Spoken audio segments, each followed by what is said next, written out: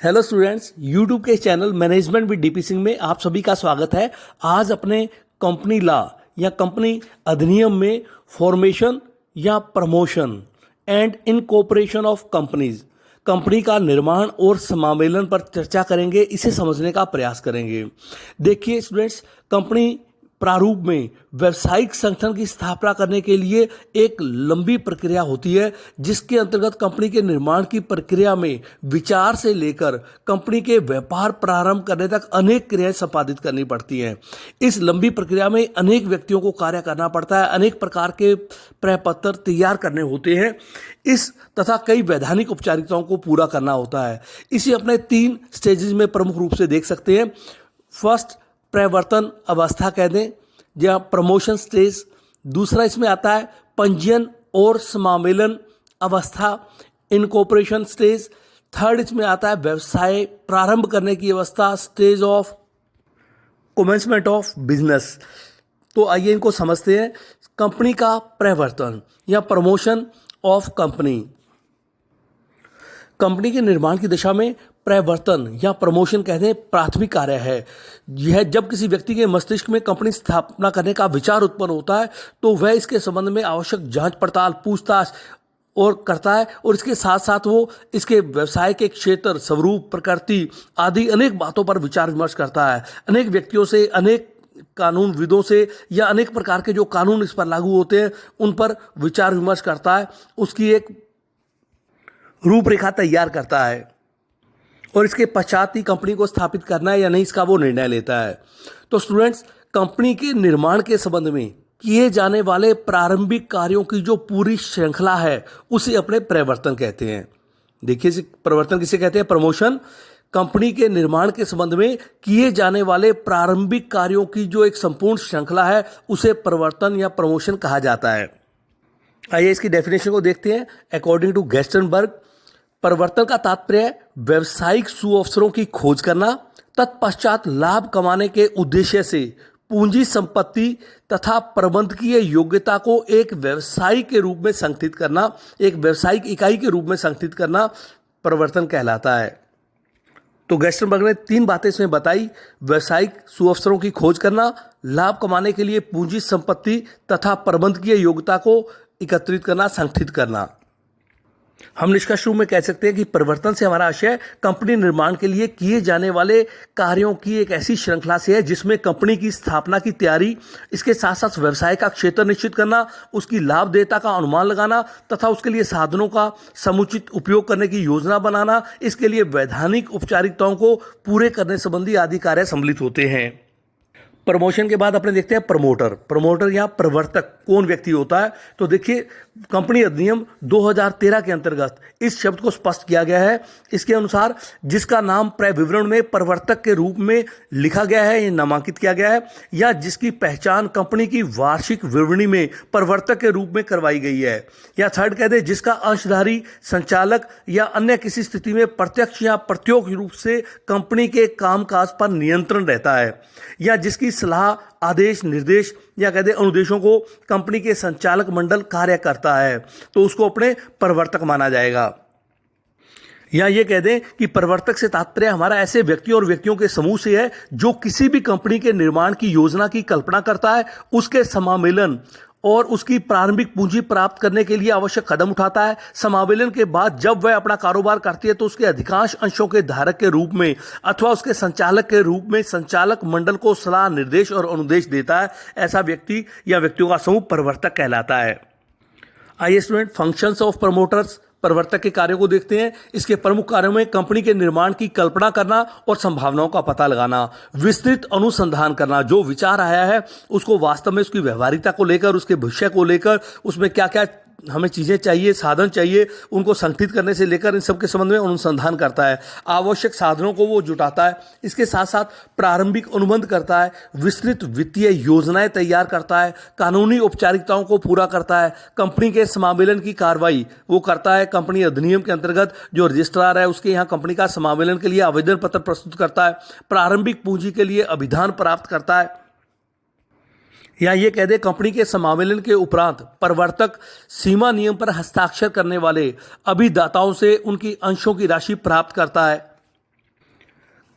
Company के पंजीकृत कार्यालय का प्रमापन करवाना, जो कंपनी पंजीकृत हमारा कार्यालय होता है उसमें कंपनी का प्रमापन करवाना, उसका प्रमाण पत्र प्राप्त करना, कंपनी के कामकाज पर नियंत्रण करना और समय पर सलाह और निर्देश देना संबंधी कार्य करता है।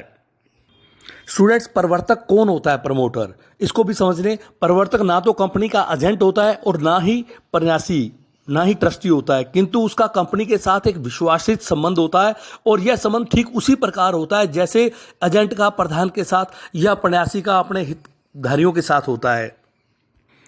स्टूडेंट, आइए ड्यूटीज ऑफ प्रमोटर देखते हैं क्या होती है। सभी महत्वपूर्ण तथ्यों को प्रकट करना, कि कंपनी के प्रवर्तकों का दायित्व है कि कंपनी के परिवर्तन के संबंध में जो भी महत्वपूर्ण उसके इंपॉर्टेंट फैक्ट्स थे उसको प्रकट करे। इसके साथ साथ कोई गुप्त लाभ ना कमाए, इसके साथ साथ सौदों में अपना किसी प्रकार का उसका हित प्रकट न करना या बिना दर्शाए अपनी संपत्ति नहीं बेचना।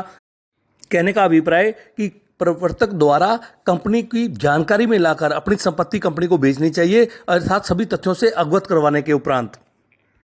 राइट ऑफ प्रमोटर्स में हम ये कहते हैं कि प्रारंभिक व्यय प्राप्त करने का अधिकार, जो भी उसने परिवर्तन करते समय कंपनी के खर्चे किए हैं उसको प्राप्त करने का उसको अधिकार होता है। इसके साथ साथ जो सह प्रमोटर होते हैं उनसे या को प्रमोटर्स होते हैं उनसे अनुपातिक राशि प्राप्त करने का अधिकार रहता है और इसके साथ साथ उसे प्रवर्तक कंपनी के निर्माण के लिए जो कार्य किए हैं, उसने जो प्रयास किए हैं, उन सेवाओं के प्रतिफल के रूप में पारिश्रमिक प्राप्त करने का भी राइट टू रिसीव रेम्यूनरेशन उसका अधिकार होता है।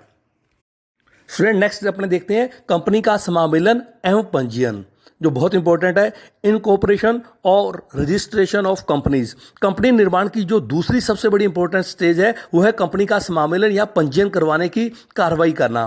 कंपनी के समामेलन के बाद ही कंपनी के अस्तित्व में आती है और कंपनी के समामेलन में अनेक कार्य करने पड़ते हैं जिसमें प्रमुख निम्नलिखित है। हम कहते हैं प्रारंभिक तैयारियां करना। दूसरा इसमें आता है समामेलन हेतु आवेदन करना और प्रलेखों की स्पुर्दगी करना। थर्ड आता है रजिस्ट्रार द्वारा प्रपत्रों की जांच करना और फोर्थ इसमें आता है समामेलन का प्रमाण पत्र या कंपनी पहचान संख्या जारी करना।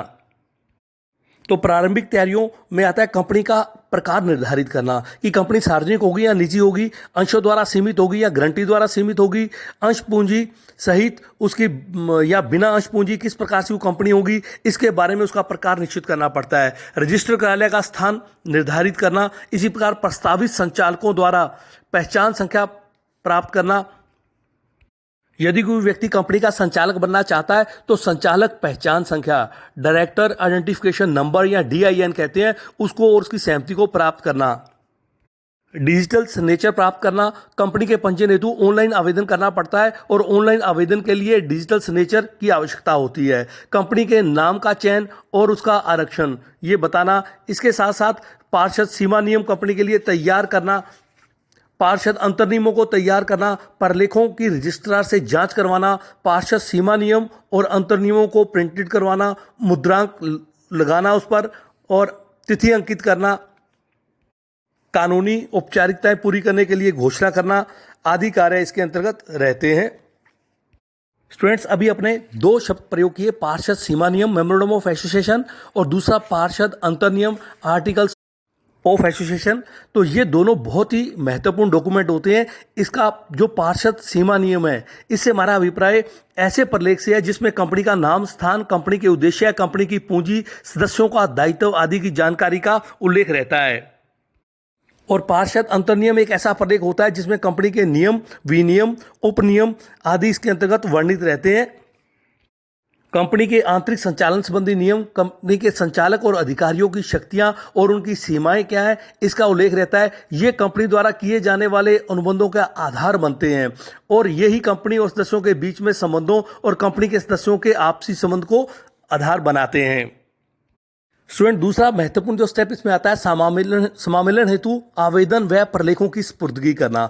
इसमें पत्राचार हेतु पते की सूचना देना, पार्षद सीमा नियमों की जानकारी देना, संबंधित नियामक संस्था का अनुमोदन करवाना, अंतर नियमों की जानकारी देना, कानूनी अपेक्षाओं के लिए या कानूनी जो अपेक्षाएं हैं उनकी पूर्ति के लिए घोषणा करना, इस प्रकार की कार्रवाई इसके अंतर्गत की जाती है।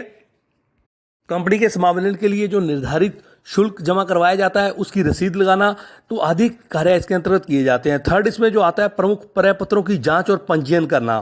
तो इसमें कंपनी से संबंधित जो भी कंपनी के समावेलन के लिए जो भी अपने प्रलेख सबमिट किए हैं उसकी जांच की जाती है रजिस्ट्रार के यहाँ प्राप्त होने के पश्चात। और कंपनी द्वारा प्रस्तुत किए गए सभी जो प्रपत्र है उसकी जांच करने के पश्चात केंद्रीय पंजीयन केंद्र के रजिस्ट्रार उन सभी प्रलेखों और सूचनाओं के आधार पर उन प्रलेखों और सूचनाओं को कंपनी के रजिस्टर में पंजीयन कर लेते हैं। और स्टूडेंट फोर्थ स्टेप में आता है समामेलन का प्रमाण पत्र या कंपनी पहचान क्रमांक देना। तो केंद्रीय पंजीयन केंद्र के रजिस्ट्रार सभी प्रपत्रों और सूचनाओं के पंजीयन के उपरांत कंपनी के समामेलन का प्रमाण पत्र जारी कर देते हैं। यह प्रमाण पत्र इस बात के लिए प्रमाण होता है कि प्रस्तावित कंपनी इस अधिनियम के अंतर्गत समामेलित हो गई है और समामेलित के प्रमाण पत्र में कंपनी का स्थायी खाता क्रमांक परमानेंट अकाउंट नंबर भी होता है जो कि वास्तव में आयकर विभाग में कार्य के लिए काम लिया जाता है। तो स्टूडेंट्स ये था फॉर्मेशन या अपने कह दें प्रमोशन और इनकॉर्पोरेशन ऑफ कंपनीज, कंपनी का निर्माण और समामेलन। धन्यवाद।